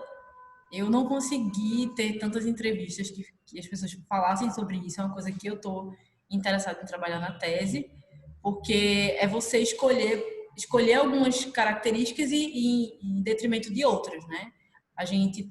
Eu estou aqui e eu realizo essas festividades bíblicas, né? Eu utilizo kippah, o talit, eu vou para Israel, eu me sinto judeu de coração, mas eu não passa pela minha cabeça de que judeus não acreditam em Jesus enquanto Messias. E isso é o ponto inicial para esses evangélicos, né? A salvação. Então, alguém falou que está baixo o áudio. Vocês estão me ouvindo bem? Tá. Então, quando eu me referi a Jesus estar em segundo plano, é nesse sentido, porque parece... Isso eu preciso investigar ainda, e é uma coisa que eu estou, de fato, interessada. Eu acho que eu venho conversando isso com o Michel e tudo mais. Mas, enfim, acho que eu respondi as perguntas da Mísia. Vai, Mirella. Obrigada, viu, orientadora, pela pergunta. Quais as estratégias, né, desses sujeitos quando as portas se fecham? Simplesmente eles modificam a comunidade, né, fundam outra, que é o ponto que eu justamente estou estudando, é justamente isso, né, quando alguém não me permite ser o judeu que eu quero ser, eu rompo com aquela pessoa e vou fundar uma outra comunidade. E isso, a ruptura e o processo de fragmentação, ele é muito dinâmico, né? Ou um outro viés que pode ser adotado e que é adotado de fato, né, pelas comunidades as quais eu fiz o estudo, estou fazendo ainda de fato, é que eles buscam rabinos mais outsiders, né? Ou seja, fora desse circuito muito fechado. Então, por isso que eu continuo batendo mesmo na tecla de uma aceitação muito grande com Sinagogas Sem Fronteiras, com o Zero Israel, né? Tudo isso é advindo dessas estratégias, desses sujeitos, quando as portas começam a se fechar, eles assim sinalizam um tipo de sistema onde eles possam buscar, né, grupos ou rabinos menos fora desse eixo de aceitação duro, eu diria assim. Então é mais essa questão. Respondi, mas se não a gente conversa depois. Obrigado, Mícia. A sua pergunta é muito importante, mas se eu puder, para responder a sua pergunta, eu queria um pouco tocar a pergunta que você fez a Tayane. A dimensão territorial, né, a dimensão de territorialidade judaica, é uma dimensão que nas estratégias de uso político, tirando os grupos sionistas, cuja territorialidade é muito clara, e não necessariamente é religiosa, ela é praticamente ausente. Né? Ela é praticamente ausente, e quando presente, ela está dada somente na perspectiva de retorno do Messias. Ou seja, a territorialidade, quando ela é vinculada aos judeus, ela é vinculada aos grupos não religiosos, aos grupos quase que exclusivamente políticos. Né? Tem exceções, os sionistas religiosos, mas são minoritários. Ou seja, a territorialidade é um vínculo dos grupos políticos e não religiosos. O que acontece com esses grupos, e aí tem uma diferença fundamental entre Mirella e Tayane, né? Mirella está falando de grupos que querem efetivamente ser judeus. Tayane está falando de grupos que não querem ser judeus, querem se manter numa espécie de periferia da cultura judaica, um vínculo pontual e eventual com o judaísmo, mas saída desse vínculo. Né? A relação desses grupos com o Israel imaginária é uma relação que tem pouquíssimo a ver com o judaísmo. Tem muito a ver com o judaísmo ideológico, tem muito a ver com o judaísmo imaginário, tem muito a ver com a Israel imaginária. Ou seja, você acertou na mosca, porque o vínculo não é o vínculo de proximidade com o Islã, mas é um vínculo de proximidade com perspectivas políticas e ideológicas que colocam Israel como uma referência fundamental, não étnico-religiosa, mas político-ideológica. Não sei se eu me faço entender, ou seja, a dimensão é político-ideológica. E aqui é uma ruptura radical com a judeidade, com o judaísmo moderno, uma aproximação fundamental com uma nova percepção de judaísmo, onde fazem parte judeus e cristãos num vínculo de civilização, num vínculo civilizacional. Agora, veja bem, quando a Tayane fala sobre uma espécie de suspensão do cristianismo, né, isso é muito importante, porque também é uma suspensão política. Né? a ideia dispensacionalista, que coloca os judeus como portadores da verdade juntos da igreja, Cristo atrapalha essa perspectiva, né? Então, Cristo é colocado em suspensão e o debate de retorno do próprio Cristo é feito com os judeus e não apesar dos judeus.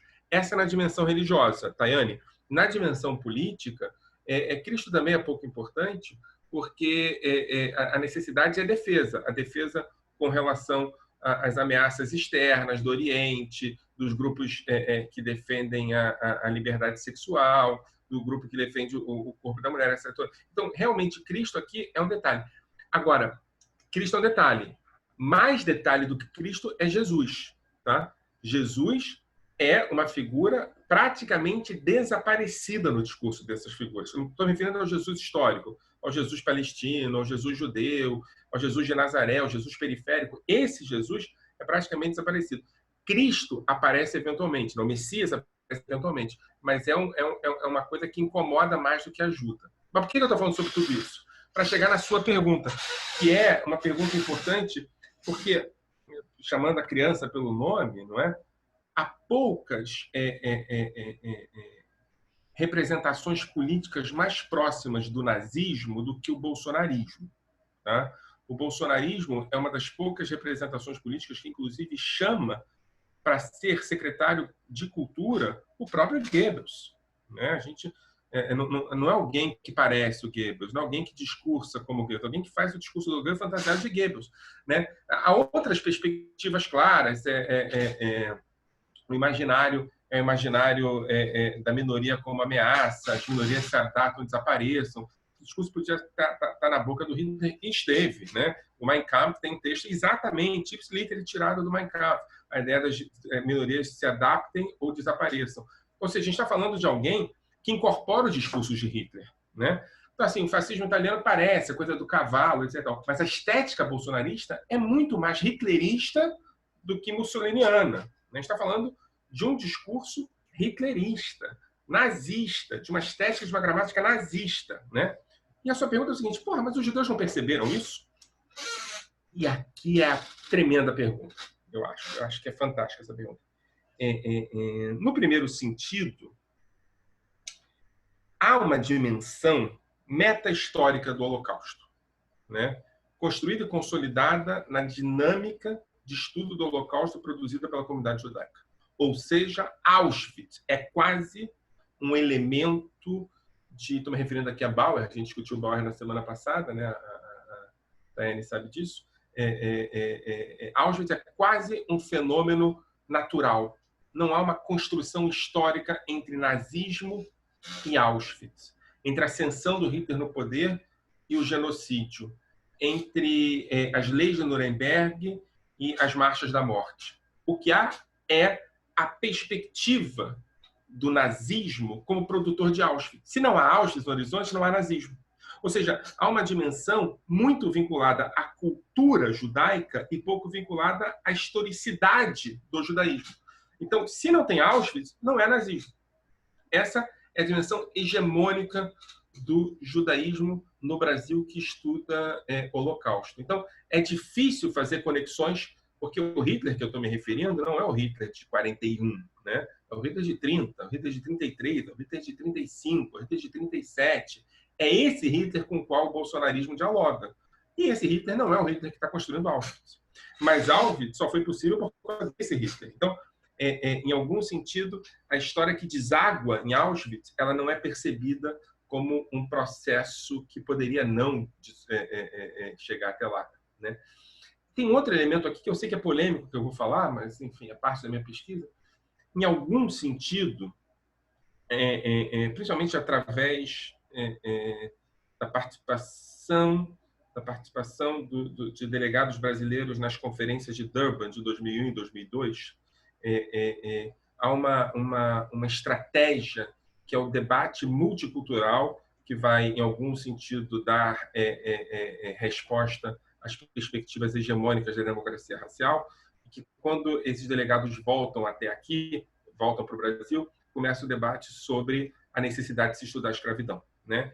E aí, no mercado do multiculturalismo brasileiro, você começa a ter grupos que respondem às perspectivas escravocratas do Brasil, da brasilidade, com perspectivas das suas próprias tragédias. E uma delas é o Holocausto da comunidade judaica. Então, se você pega o debate da comunidade judaica, eu estou me referindo à comunidade judaica, à institucionalidade judaica mesmo, tem um debate entre uma disputa de passados doloridos entre escravizados e judeus, em que é um debate muito interessante de ser visto, porque você começa a ter, por exemplo, leis que obrigam o estudo da África e o estudo do Holocausto. Você começa a ter um debate entre o passado dolorido judaico, o passado dolorido dos africanos que chegaram até aqui. E esse debate é centralizado não no processo do nazismo, mas em Auschwitz, porque Auschwitz é uma espécie de super trunfo do sofrimento, né? Então, no debate sobre a possibilidade de você dizer que no mercado do sofrimento do passado, o seu sofrimento deve ser visto, apesar de não ser um sofrimento que aconteceu no Brasil, Auschwitz está lá, né? E aí, quando o Bolsonaro aparece com bandeiras de Israel, discursos de Israel, perspectivas de Israel, etc. e tal, se nota Israel e não se nota Auschwitz, né? E essa é a armadilha. Essa é a armadilha. E para terminar, é uma armadilha bem feita, porque pouca coisa há nas vítimas que justifique sua vitimização. Eu diria que nada, né? E aí os judeus, a partir da sua identidade brasileira, não se justificam mais como sendo membros de uma minoria ameaçada, né? E não se deve esquecer que, apesar da institucionalidade judaica olhar para as bandeiras de Israel com uma certa ilusão de simpatia, Bolsonaro foi eleito com os votos das classes médias brancas, né, e de grupos evangélicos. E os judeus votaram mais ou menos igual às classes médias brancas brasileiras, porque eles são de classe média, são brancos. Muito obrigado. A gente está chegando ao final da mesa de hoje. A gente tem a pergunta do Tomé. Eu vou passar a pergunta para ele. Lembrando que toda essa mesa vai ser disponibilizada no YouTube, certo? Vocês podem seguir também.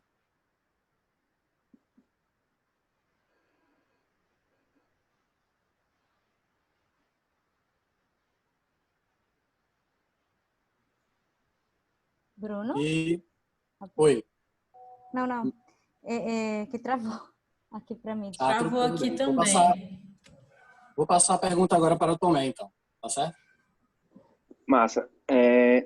Gostei muito das apresentações de vocês e sinto que é uma análise muito mais de como se dá a produção discursiva, né, e desse judaísmo aqui no Brasil e como isso vai se entrelaçando com as práticas daqui.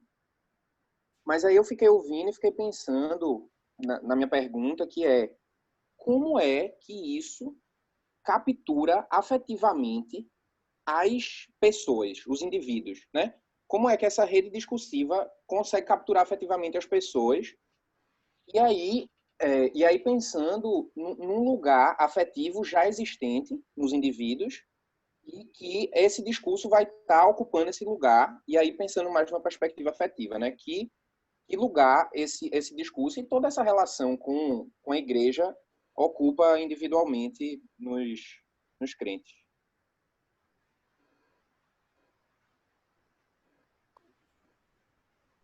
Acho que é para ti, Tayane, porque Eu estou pensando.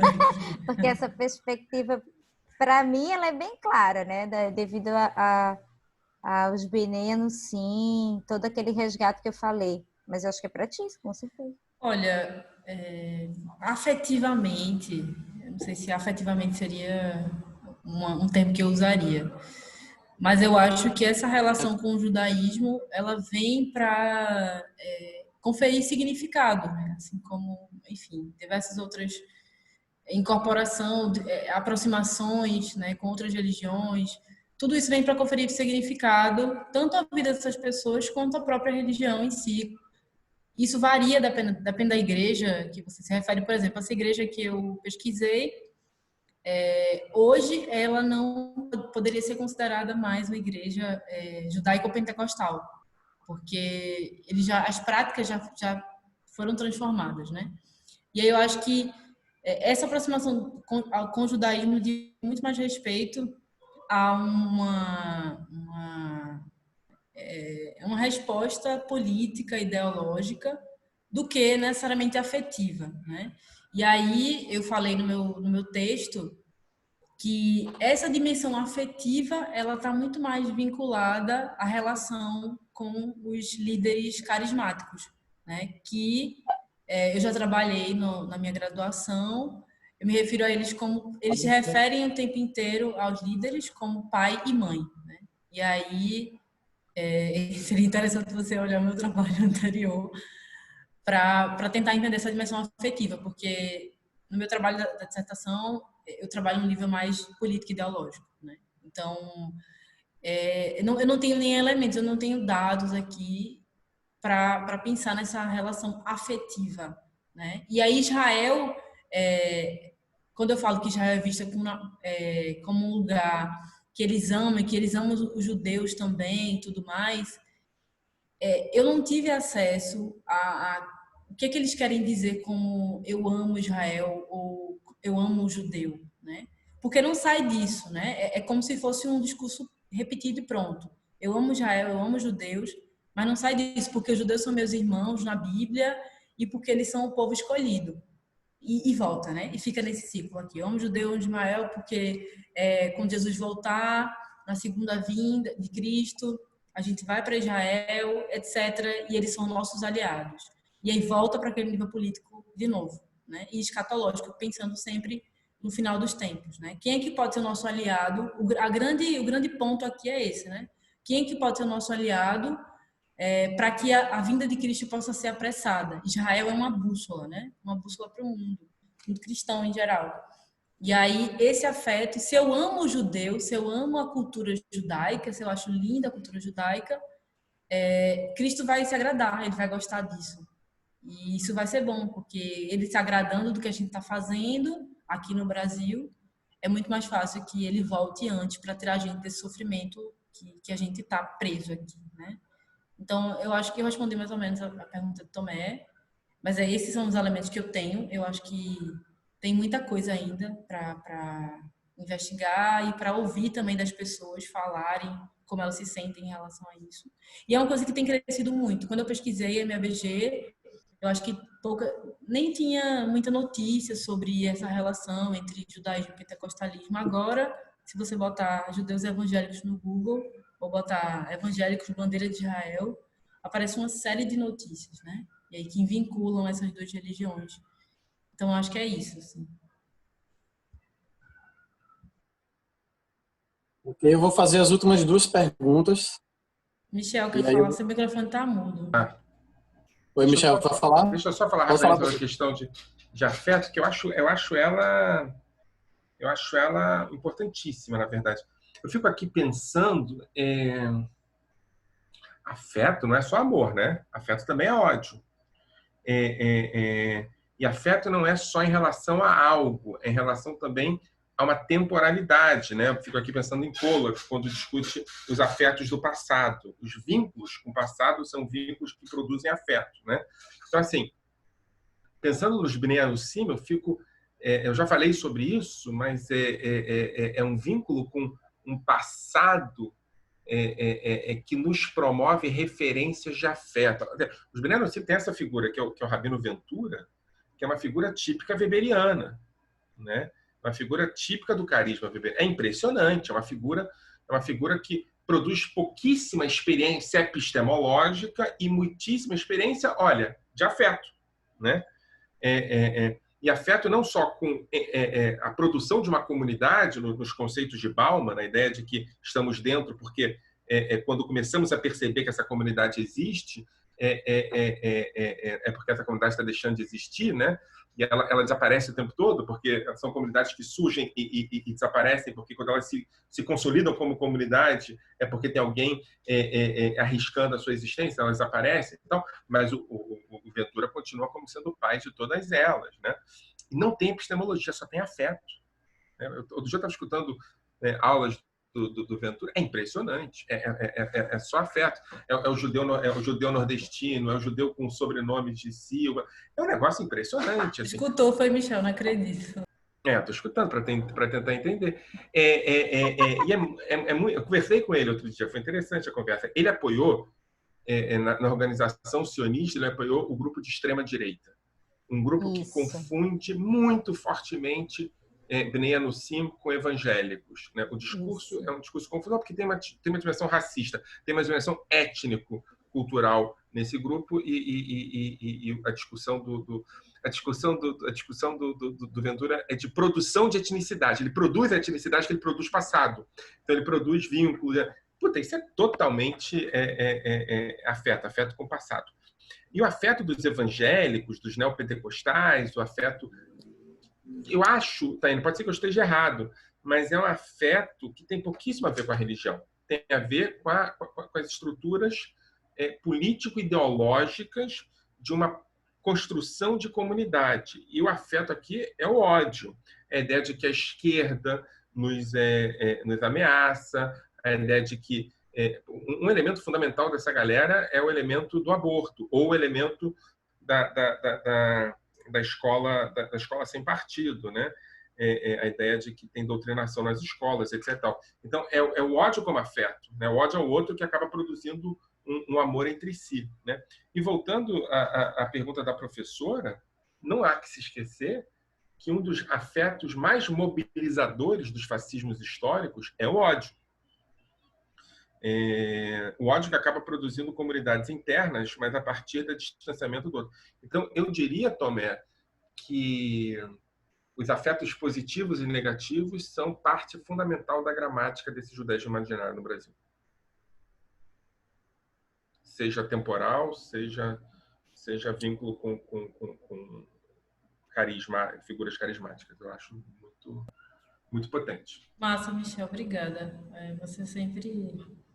Por isso que eu te convidei. Resolver teus problemas, né? Mas você não acha? Tem uma questão... Olha, eu acho, mas assim, eu vi pouquíssimo qualquer linguagem, qualquer expressão relacionada a ódio. Na minha pesquisa era muito mais a ideia, tanto é que a igreja se chama, eles intitularam a igreja de MABG Family.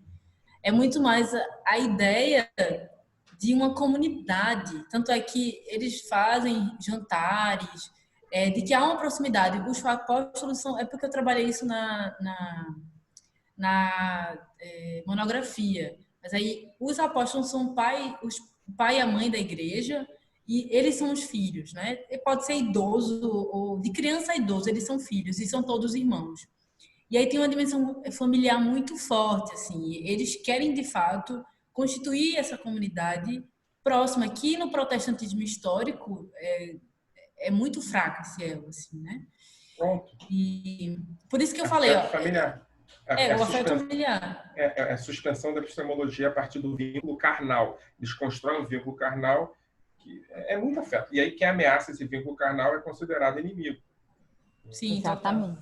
Mas é isso que eu estou falando. Eu vi muito afeto comunitário, familiar, essa necessidade de pertencer, né? De estar criando essa comunidade, enfim, de amor, de fato, de ajudar um ao outro.